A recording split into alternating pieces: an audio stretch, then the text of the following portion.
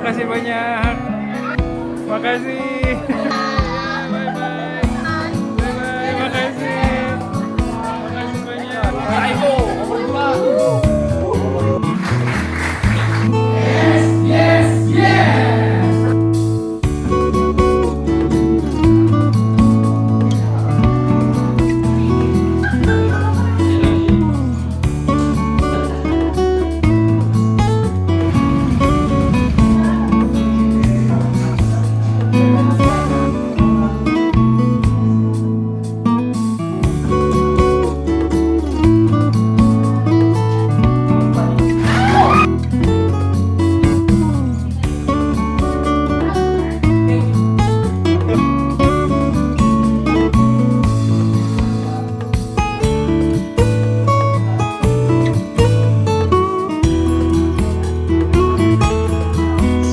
Oke.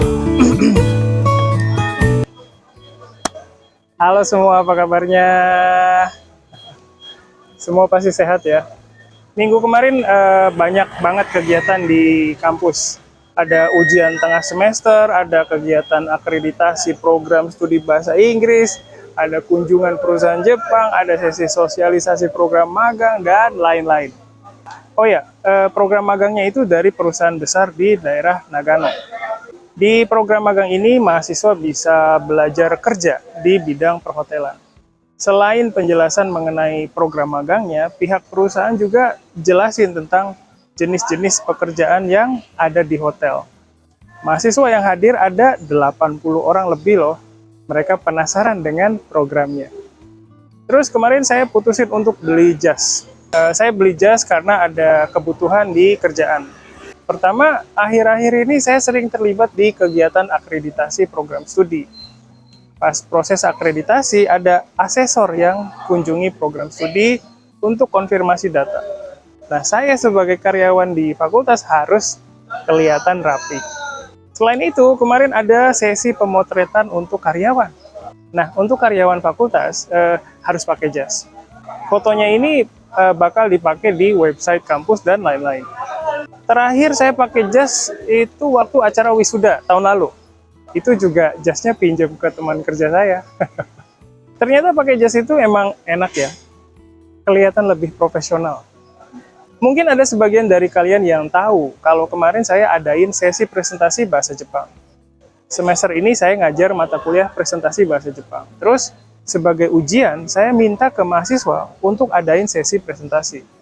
Saya minta mereka bagi tugas. Ada yang jadi presenter, pembawa acara, orang yang nanya, dan orang yang komentar. Terus saya juga undang orang Jepang untuk datang ke sesi presentasi itu. Saya undang orang Jepang yang tinggal di sekitar Jakarta lewat websitenya Japanesia. Berkat bantuan Taiki, ada beberapa orang Jepang yang datang. Kebanyakan dari daerah Jakarta, tapi ada juga yang datang dari Bandung loh.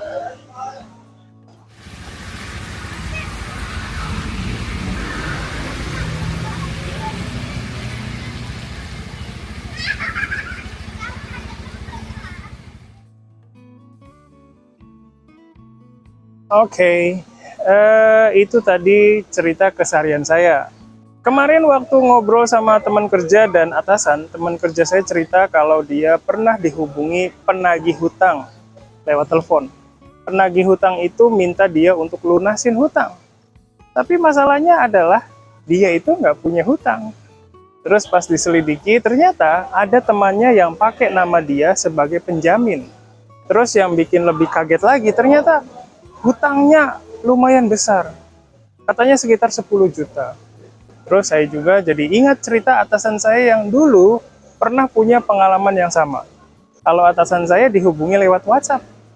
Kalau atasan saya sih nggak ditagih, tapi dia dikasih tahu kalau mahasiswa bimbingannya punya hutang dan minta atasan saya untuk kasih tahu ke mahasiswanya supaya lunasi hutangnya.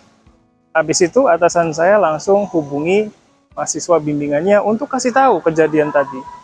Mahasiswanya minta maaf, tapi katanya dia nggak jadiin atasan saya sebagai penjamin. Ternyata mahasiswa ini pinjam uang lewat aplikasi. Aplikasi untuk pinjam uang di Indonesia biasa disebut pinjol atau pinjaman online. Aplikasi pinjol ini banyak menjamur sekitar 5 tahun belakangan ini. Tapi bukan berarti semua aplikasi pinjol itu legal ya. Ada juga yang ilegal. Kalau aplikasi yang legal pasti terdaftar di OJK atau Otoritas Jasa Keuangan. Kalau aplikasi pinjol yang terdaftar di OJK pasti punya nomor registrasi. Pinjol ini jadi terkenal soalnya daftarnya gampang banget. Ada aplikasi pinjol yang cara daftarnya cukup dengan isi data pribadi, terus kirim fotokopi KTP dan foto selfie aja. Habis itu dalam waktu sekitar 24 jam, dananya bakal masuk ke rekening orang yang pinjam.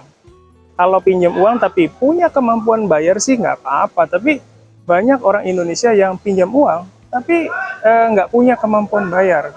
Pinjaman online biasanya punya bunga yang besar, jadi kalau nggak bisa bayar, jumlah uang yang harus dibayar jadi semakin besar. Terus kalau udah nggak bisa bayar, nanti akan ada debt collector atau penagih hutang yang datang ke rumah untuk tagih hutang. Ada juga aplikasi pinjol yang tagih hutang lewat telepon atau pesan WhatsApp. Kalau orang yang nggak bisa bayar, biasanya bakal cuekin telepon atau pesan WA dari pinjol. Tapi masalahnya adalah, biasanya aplikasi pinjol ini punya akses ke buku telepon orang yang berhutang. Jadi kadang ada orang yang nggak punya hutang seperti atasan saya tadi, dihubungi oleh orang dari pinjol. Tujuannya supaya orang yang berhutang jadi tambah malu dan terganggu karena hutangnya itu jadi ngelibatin orang-orang di sekelilingnya. Kalau dihubungi sama pinjol dengan baik-baik mungkin masih bisa diterima ya, tapi banyak juga yang diancam atau ditakut-takuti sama orang dari pinjol. Terus kalau kalian cek di YouTube atau TikTok dengan kata kunci pinjol atau ditagih pinjol, kalian bisa lihat banyak video orang yang berhutang marah-marah ke orang yang tagih hutang. Saya cerita begini bukan berarti saya nggak pernah pinjam uang ya. Saya juga pernah pinjam uang, jadi paham sih sebenarnya perasaan orang yang punya hutang. Tapi kalau ditagih ya seharusnya nggak marah-marah ya. Ada video yang nunjukin orang yang ditagih ngancam orang yang nagih dengan senjata tajam. Ada juga video yang nunjukin orang yang ditagih ngancam bakal bunuh diri kalau hutangnya ditagih. Orang yang nagih hutang juga kasihan sih, serba salah ya. Nagih hutang salah, nggak nagih juga salah. Terus saya sempat lihat data yang nunjukin penyebab orang memilih untuk pinjam lewat pinjol. Katanya sebab yang paling banyak adalah pakai pinjol untuk dapat uang untuk bayar hutang yang lain. Misalnya saya pinjam uang ke Taiki, terus udah waktunya saya bayar, tapi nggak punya uang. Nah, supaya saya bisa bayar hutang ke Taiki, saya pinjam uang ke pinjol dulu. Kalau di masyarakat Indonesia, hal itu disebut dengan gali lubang, tutup lubang. Tingkat pendidikan di Indonesia masih rendah. Menurut saya, itu sedikit banyak berpengaruh ke bagaimana orang itu cari uang. Kalau pendidikannya rendah, pilihannya dalam cari uang juga mungkin nggak banyak. Kalau uangnya sedikit tapi kebutuhannya banyak, mungkin pakai pinjol itu terpaksa jadi pilihan ya.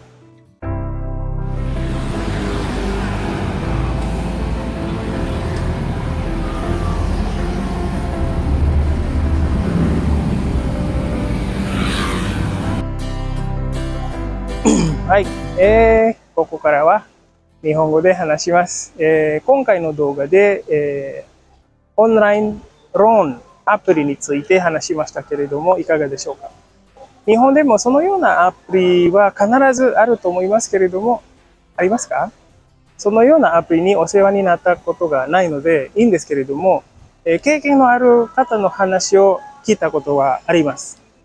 絶対に経験したくないことなので、インドネシア語、日本語の授業、頑張ります。さて、今回も日記に出ている単語について話したいと思いますけれども、その単語は、menagih hutangのmenagihです。menagihはインドネシア語の他動詞で、元の形はタギです。では、今回はこのタギの意味と、使い方などについて少し話したいと思います。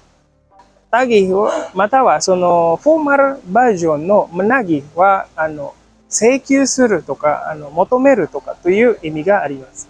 例文を、インターネットで探すと、大体、menagih hutang というフレーズがたくさん出てきます。menagih hutang は、借金を回収するとか、借金を取るとかという意味ですけれども、他の日本語のフレーズがあったらぜひ教えてください。ちょっとその例文を見てみましょう。例えば、saya punya hutang ke dia, tapi dia tidak pernah menagihnya ke saya という文章で、意味は、私は彼に借金があるけれども、彼はそれを、請求することはなかったという意味です。もう一つ例文を見ましょう。例えば、dia selalu menagih hutang lewat telepon という文章で、意味は、彼はいつも電話で借金を、取ろうとしていますという意味です。今、2つの例文を見ましたので、皆さんもなんとなくわかると思います。では、タギの派生語の一つを見ていきましょう。次にタギハンがあります。タギハンは、請求書という意味だと思います。場合によっては、請求される金額という意味も、持っています。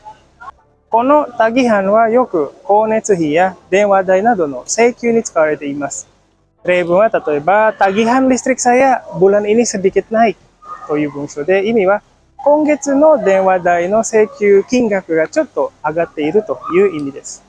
もう一つ例文を見ましょう。例えば、tagihan telepon saya 2000 yen aja, soalnya saya nggak pakai internet という文章で、意味は、電話代の請求金額は、2000円だけですと。なぜかというと、インターネットを使っていないからですという意味です。最後に、ナギというナギの崩された形を見ましょう。ナギというのは、病みつきになるという意味です。よく食べ物とか飲み物とかに対して言う、言葉かなと思います。皆さん聞いたことがありますか？例文は例えば、makanan ini enak banget, bikin nagih という文章で、意味はこの食べ物めっちゃ美味しい。病みつきになるわという意味です。このナギは割とカジュアルな会話でよく使われていますので、ぜひ覚えておいてください。この動画を見てくださった皆さん、ぜひ自分の経験をもとに、例文を作ってみて、コメントとして書いてみてください。ハリニャジャパネシアは皆さんとのコミュニケーションを図るために作っていますので、ぜひ、ジャパネシアに毎週このハリニャジャパネシアを書いていますので、わからないところがあったら、下にコメント書いていろいろ質問してください。皆さんのアウトプット、そして、私からのインプットとフィードバック。このやりとりがとても大事です。Itu dulu sementara ini, sampai ketemu lagi di konten berikutnya ya. Bye-bye.